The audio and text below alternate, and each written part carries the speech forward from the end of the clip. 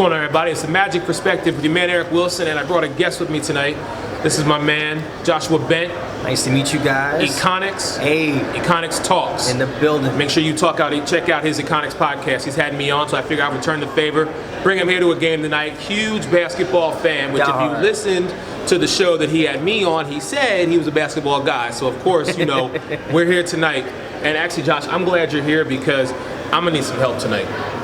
The two teams who are playing each other tonight, one is a team that I support and love because I live here in the Orlando, Florida area. The other team is my home in the Philadelphia 76ers. So you feel jaded? I am, man. I gotta be straight down the middle this evening. I can't sway one way or the other. So let's talk about the pregame press conference with both coaches, which, by the way, you go on my IG, Sports Arena FL, you'll be able to see those interviews with both Coach Clifford and Coach Brett Brown. So when it comes to Coach Cliff, I think his biggest emphasis tonight was playing the entire 48 minutes. Yeah. Starting the game hot, keeping the game consistent, closing the game out.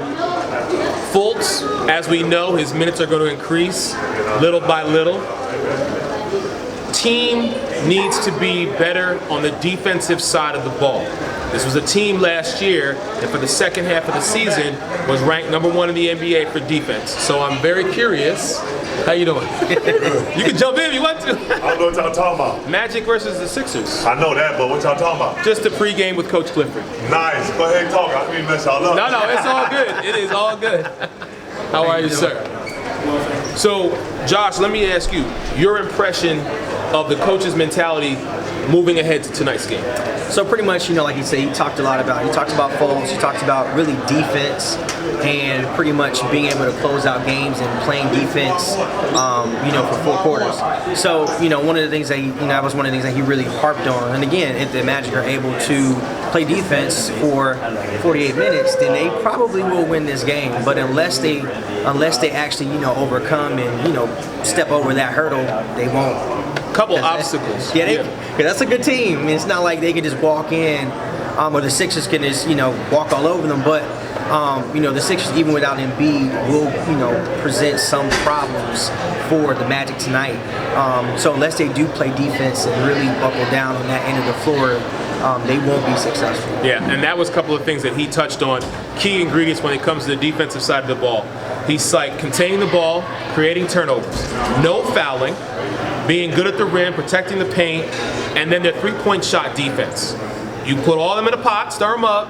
That's going to be a formula for this team to be successful. Now, when you flip it over to Coach Brown and the 76ers, first and foremost, he spoke about Markelle Fultz, how he is very impressed with how this young man is coming along.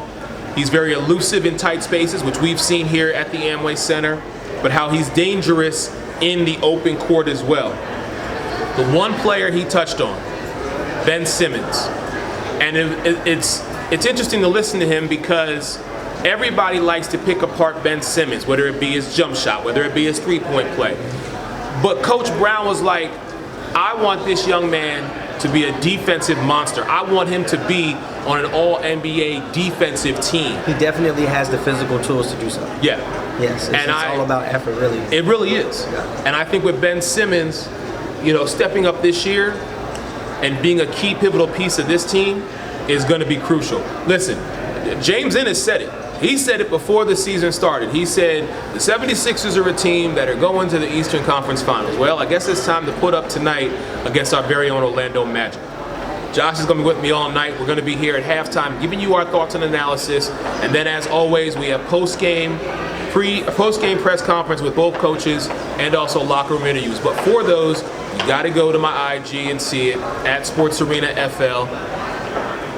Pure Magic, hashtag Magic above all. Econics Talks, my man Josh Bent, your man Eric Wilson for the Magic Perspective. We will see you guys at halftime. I like all these interruptions, man. It just breaks up the whole thing, so I'm good. All right, cool. What's going on, everybody? Magic Perspective is back here at halftime. My man Josh won't be on camera, I guess. I don't know. He gonna come around the corner in a minute. There he is.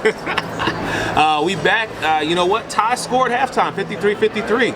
Magic and the 76ers. I always talk about playing to the level of competition when teams come down here to the Amway Center to face the Magic, and I think we're seeing that tonight. Markelle Fultz having a great night. Terrence Ross seems to be getting back into his stride from last season. Rebounds, I believe the Magic are holding their own, but Josh, watching this tonight, what have you seen in the first half from both these teams? Well, both of the teams started really, really hot, which means one thing, that they're not playing defense. Shots were definitely going in for both teams. But I will say that, the Magic should be up because they were shooting like 80%, something crazy like that from three. So, in order for them to actually pull ahead, they've got to start playing some defense, which is what Coach Cliff said earlier, when doing the pregame, is they have to play defense. So if they're able to, really play that defense during the second half, they should be able to close out this game because their shots are falling. Yeah, and when you flip it over to the 76ers, it just seems like even though Embiid is not playing, Horford has stepped in. There was a bit of a mismatch tonight. Horford against Mo Bamba. Horford was just taking control down low in the paint. So just know that if that continues on throughout the night, Al Horford's going to have a great night. Now, Ben Simmons seems to be the guy tonight that has a bit of the hot hand. I mean, he's getting the alley-oops, he's getting the open looks, he's able to make the transition plays. So I'm curious to see how much involvement Coach Brown's going to give him in this second half. But everybody on the 76ers side is coming out, and these guys are playing a lot of that run and gun style like Josh said in the first half. So I want to see if anybody kind of tapers back that tempo in the second half and make it more of a chess match. But right now, we're back to nothing pretty much. 53-53, Magic Sixers. We'll be back at the end of the night. As always, don't forget, locker room, post-game press conference, and of course, our thoughts and reactions on tonight's game. My man, Iconics Talk Podcast, make sure you check him out. Joshua Bent, your man Eric Wilson, the Magic Perspective. We will see you guys at the end of the night.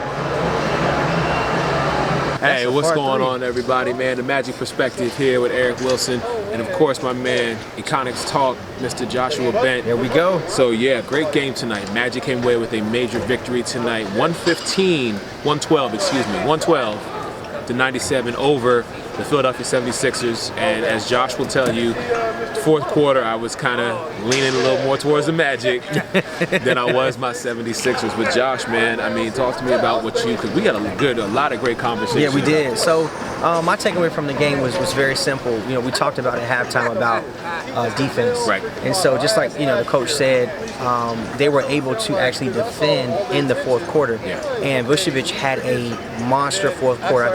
I know he scored at least 10 points during the fourth quarter. And I told Eric, I'm like, as soon as the last couple of minutes of the game come around, they're going to start feeding the big man. And that's exactly what they did. When the game started to slow down and they needed an easy bucket, they started going down low and they started feeding their all-star. So I think that was one of the keys to the game is, the lack of turnovers in the fourth quarter, playing defense, and then feeding the big man, getting easy buckets and taking it home. But I also want to say that DJ Augustine coming off the bench, his production in the fourth quarter, kind of leading this team to ultimately their victory, I think was very pivotal. And this is a guy, as we know, been in the league 9 years, he's been around. He knows and understands what his role is, no matter what team he goes on. His production tonight spoke for it. When he was able to just kind of be the facilitator, like you said, find the big man, slow the tempo of the game down and play Magic ball, this is why they were successful. Yep, and then, DJ was able to really penetrate the defense, and he got a lot of kickouts from that. So he really was, a great facilitator. When he was able to, pull the defense in, then he was able to just kick that ball out, and they kept rotating, and then they started scoring points. So it was really simple, but they were able to actually take control and ride that momentum to the end of the game. Yeah, and then that clearly is ultimately why they won. This has been great. So Josh is going to be back. I already told him he's coming back. I'm coming back, y'all. Alex will be with me on Friday as we face the San Antonio Spurs. They've got this game on Friday, and then they've got the Washington Wizards on Sunday. 2 more crucial home games that the Magic need to keep this momentum going. Sitting at 4-7 right now, and definitely starting to get that continuity and get everything back under their feet.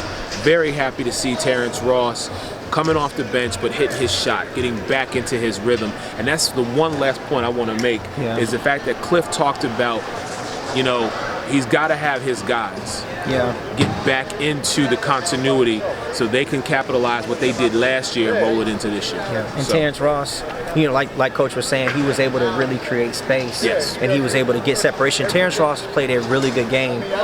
You know, we were talking about him being injured, you know, battling some of those injuries, but tonight he really played a really good game from the, you know, first quarter to the fourth quarter. He was able to keep the defense honest. He was able to get some threes off. They, you know, ran some plays for him off screens, and he really put his team in a position to win. So He did. yeah, well This done, is great. Terrence. Guys, I'm going to put a lot of stuff on Instagram, so make sure you check it out at Sports Arena FL. For Iconics Talk, Mr. Joshua Bench and man Eric Wilson. Be back here on Friday. Have a great night. Magic Perspective. We're out. Peace.